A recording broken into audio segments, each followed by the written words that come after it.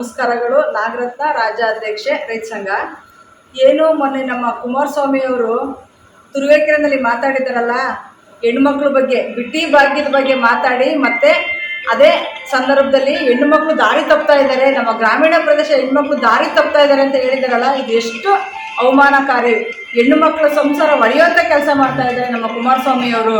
ಮನೆಯಲ್ಲಿ ಒಂದು ಸಮೃದ್ಧಿ ಆದಂಥ ಸಂಸಾರನ ಅತ್ತೆ ಮಾವನ್ನ ಬೇರ್ಪಡಿಸೋಂಥ ಕೆಲಸ ಮಾಡ್ತಾ ಇದ್ದಾರೆ ಕುಮಾರಸ್ವಾಮಿ ಅವರು.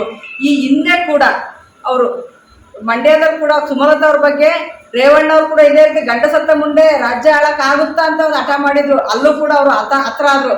ಅವರ ಒಂದು ಸೋಲನ್ನ ಅವರೇ ತಂದ್ಕೊಂಡ್ರು. ಈಗಲೂ ಕೂಡ ನಮ್ಮ ಕುಮಾರಸ್ವಾಮಿ ಅವರು ಇಡೀ ರಾಜ್ಯದ ಹೆಣ್ಣು ಮಕ್ಕಳ ಬಗ್ಗೆ ದಾರಿ ತಪ್ಪಿದ್ದಾರೆ ನಮ್ಮ ಮಾತಿನಲ್ಲಿ. ಈ ಸರಿನೂ ಕೂಡ ಅವ್ರ ಸೋಲನ್ನ ಅವರೇ ಅನುಭವಿಸ್ತಾರೆ. ಮತ್ತೆ ಇದರಿಂದ ಮೂರನೇ ಎಲೆಕ್ಷನಲ್ಲೂ ಕೂಡ ನಮ್ಮ ಉತ್ತರ ಕರ್ನಾಟಕದಲ್ಲಿ ಒಬ್ಬ ಹೆಣ್ಣುಮಗಳನ್ನ ಎಲ್ಲಿ ಮಲಗಿದ್ದೀಯವ ಇಷ್ಟು ದಿವಸ ಅಂತ ಕೇಳಿ ಸುವರ್ಣಸೌಧ ಮುಂದೆ ಅಲ್ಲೂ ದೊಡ್ಡ ಒಂದು ಹೋರಾಟಕ್ಕೆ ಸೃಷ್ಟಿ ಮಾಡಿದಂಥವ್ರು ನಮ್ಮ ಕುಮಾರಸ್ವಾಮಿ ಅವರು. ಇವರು ಯಾತಕ್ಕೋಸ್ಕರ ನಮ್ಮ ಹೆಣ್ಣು ಮಕ್ಕಳನ್ನ ಬಲಿಪಶು ಮಾಡ್ಕೊತಾವ್ರೆ. ಮಕ್ಕಳು ಓಟ್ ಬೇಕು, ಐಷಾರಾಮಿ ಜೀವನ ಮಾಡೋಕ್ಕೆ ಹೆಣ್ಣು ಮಕ್ಕಳು ಓಟ್ ಬೇಕು. ಇವರು ಮುಖ್ಯಮಂತ್ರಿ ಆಗ್ಲಿಕ್ಕೆ ಸುಳ್ಳು ಪ್ರಚಾರ ಇವರು ಮಾಡಿ ಗೆದ್ದಾಗ ಹೆಣ್ಣು ಮಕ್ಕಳು ಓಟ್ ಬೇಕು. ಓಟಿಗೆ ಮಾತ್ರ ಹೆಣ್ಮಕ್ಳು ಬೇಕು, ಇನ್ಯಾತಕ್ಕೂ ಹೆಣ್ಮಕ್ಳು ಬೇಡ ಇವರಿಗೆ. ಹೆಣ್ಣುಮಕ್ಳ ಬಗ್ಗೆನೇ ಅವಹೇಳನಕಾರಿ ಮಾಡ್ತಾರೆ. ಇದು ಎಷ್ಟು ಮಟ್ಟಿಗೆ ನ್ಯಾಯ ಇರ್ಬೋದು? ಇವರು ಮುಖ್ಯಮಂತ್ರಿ ಅವರಾದ ಕುಮಾರಸ್ವಾಮಿ ಅವರು ನಮ್ಮ ಹೆಣ್ಣು ಮಕ್ಕಳನ್ನ ಅವಹೇಳನಕಾರಿ ಮಾಡಿದ್ದಾರೆ.